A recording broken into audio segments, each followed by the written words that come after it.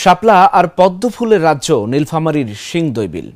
আগাছা আর লতাপাতা ভরা এই বিলের পানিতে ফুটেছে অসংখ্য সাদা আর গোলাপি পদ্ম। সূর্যের সোনালী আভা পানিতে প্রতিফলিত হয়ে সৌন্দর্য বাড়িয়েছে কয়েক গুণ। ফলে মনোমুগ্ধকর এমন পরিবেশ দেখতে প্রতিনিয়ত ছুটে আসছেন ভ্রমণ পিপাসুরা।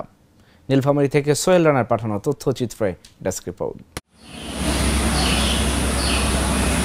দিগন্ত বিস্তৃত জলরাশির স্নিগ্ধতা আর শত সহস্র শাপলা পদ্মা ফুলে ভরা সিংদই পদ্মবিল দর্শনার্থীদের মনে আনন্দের দোলা দেয়। মনোমুগ্ধকর এই বিলটির অবস্থান নীলফামারী জেলা শহর থেকে 4 কিলোমিটার দূরে ইটাখোলা ইউনিয়নের সিংদই গ্রামে। প্রায় 7 একরের এই বিলটিতে বর্ষা মৌসুমে ফোটে এসব ফুল, যা শরতে ছড়িয়ে যায় বিল জুড়ে। এখানে যে বিলটা আছে প্রচুর পদ্ম ফুল ফুটছে এবং দেখার মতো চমৎকার। নীলফামারীর মতো জায়গায় এরকম একটা টুরিস্ট স্পট হবে, এটা যদি ব্যাপক প্রচার হয় তাহলে অনেক লোকজন আসবে, অনেক টুরিস্ট আসবে। এখানে আশেপাশের লোকজনও বেশ ডেভেলপ হবে, দোকানপাট হবে, অনেক এখানে কর্মসংস্থানের ব্যবস্থা হবে আমি মনে করি। পদ্মবিল প্রতিবারে ফোটে, প্রতি বছরে বছরে ফোটে।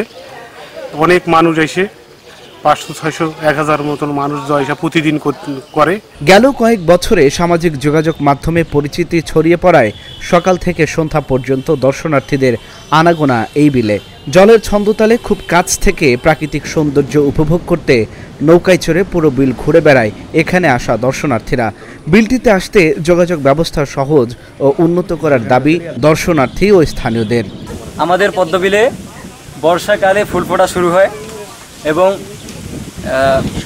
শরৎকালে এটা অধিক ফুল ফোটে, আর হেমন্তকালে এখানের ফুলগুলো যে ফোটে সেটা ঝরে যায়, পাপড়িগুলো ঝরে যায়। আর এখানে 2 রঙের পদ্ম ফুল রয়েছে, তার মধ্যে রয়েছে সাদা এবং গোলাপি কালার। তার সাথে শাপলা ফুল রয়েছে, এখানে শাপলা ফুল শুধু সাদা রঙেরই হয়।